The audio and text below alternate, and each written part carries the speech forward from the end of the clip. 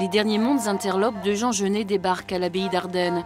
Dans ses 3 valises, 15 ans de fragments de papier, trace ultime de cet écrivain de l'errance.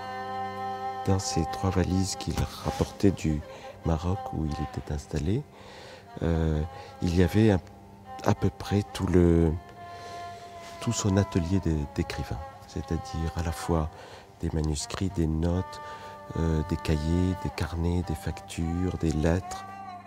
On a à la fois le manuscrit qui est déjà travaillé, qui est avec le système de coupé-collé qui est de l'époque, c'est-à-dire il ajustait des textes de différentes périodes et avec beaucoup de corrections, des ajouts.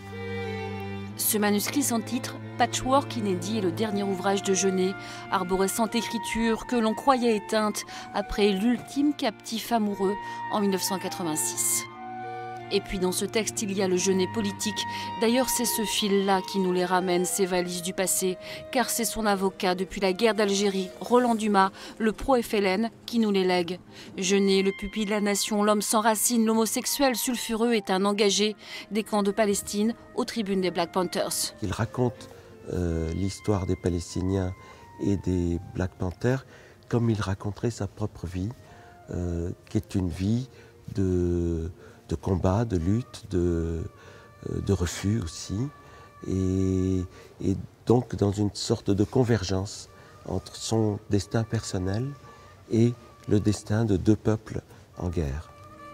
Dans ses valises aussi, impalpable, l'esprit libre et libertaire de Genet, lui que son écriture si rare sauva de la prison.